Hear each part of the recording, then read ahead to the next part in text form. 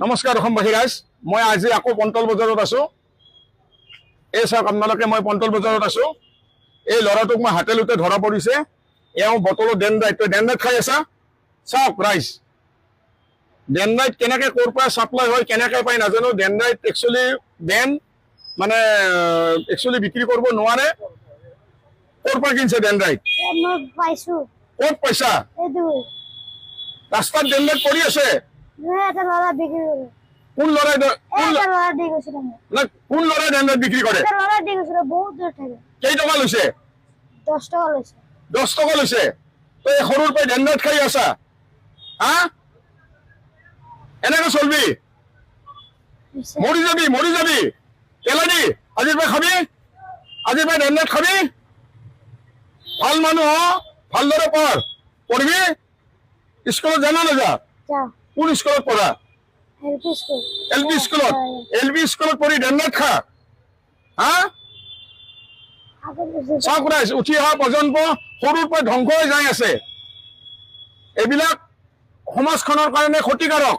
এওক কোনোবা ল'ৰাই আহি ইয়াতে পণ্টল বজাৰত গোটেই 2 নম্বৰী ড্ৰাগছ ভাং গোটেই চলে। যোৱাকালি এটা ভিডিঅ' দিছো পণ্টল বজাৰত, ইয়াতে কালি দিছিলো। কালি ইয়াতে মই ড্ৰাগছ লৈ আহি মানুহ মই ধৰিছিলো।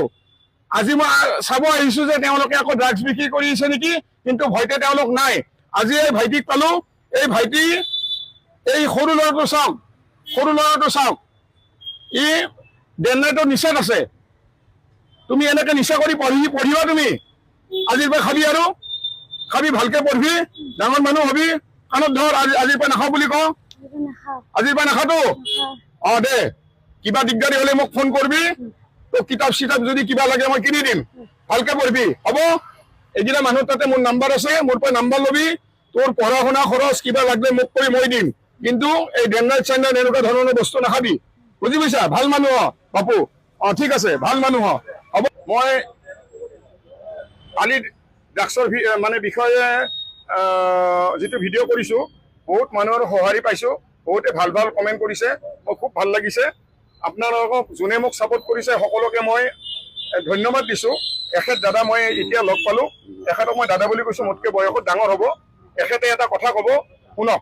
কওকচোন দাদা, আপোনাৰ 10 মিনিট আগতে 2জনৰ মাইকী ড্ৰাগছ বিক্ৰী কৰিছিল। এতিয়া সদায় ৰাতিপুৱাৰ পৰা ৰাতি 10টালৈকে ড্ৰাগছ বিক্ৰী কৰে। এতিয়া মাইকীৰ আড্ডা দুনিয়াত বৰ্তমান STCৰ গেটত। চাওক, শুনক। ইয়াতে বোলে ৰাতিপুৱাৰ পৰা মাইকী মানুহে ড্ৰাগছ বিক্ৰী কৰে। প্ৰশাসনে কি শুই আছে নেকি? প্ৰশাসনে শুই আছে? প্ৰশাসন নাহে? কওক, মাত দিয়ক, আহক না। পল্টন বজাৰ থানাৰ সন্মুখতে ড্ৰাগছ বিক্ৰী কৰে, কৈ দিয়ক। এইখন পল্টন বজাৰ থানা, ইয়াতে ড্ৰাগছ বিক্ৰী কৰে। প্ৰশাসনৰ কোনো দায়িত্বই নাই। পুলিচৰ গাড়ী আহে, লাহে লাহে চাই গুচি যায়। পল্টন বজাৰ থানাৰ কোনো দায়িত্বই নাই। এটা সব ড্ৰাগছ ৰাতিপুৱা 3টাৰ পৰা ৰাতি 10টালৈকে ড্ৰাগছ বিক্ৰী কৰে। এই চাওক, শুনিছে ৰাইজ? এনেকে আমাৰ থাকিব নেকি? আৰু যিবিলাক মানুহে বিক্ৰী কৰে সেইবিলাক খিলঞ্জীয়া মানুহ নহয়, কিন্তু বহিৰাগত মানুহ আহি কিনে অসমখন ধ্বংস কৰি আছে। উঠি অহা প্ৰজন্ম শেষ হৈ যাই আছে। তাৰমানে দেশৰ ভৱিষ্যত শেষ, অন্ধকাৰ, একোৱেই নাথাকিব ইয়াতে যদি প্ৰশাসনে এইটো উচিত ব্যৱস্থা নলয়। মই অনুৰোধ কৰিছো পুলিচ প্ৰশাসনক যাতে অতি শীঘ্ৰে পণ্টল বজাৰৰ এই ড্ৰাগছৰ ঘাটি উৎখাত কৰে। মই হাতযোৰ কৰি কৈছো।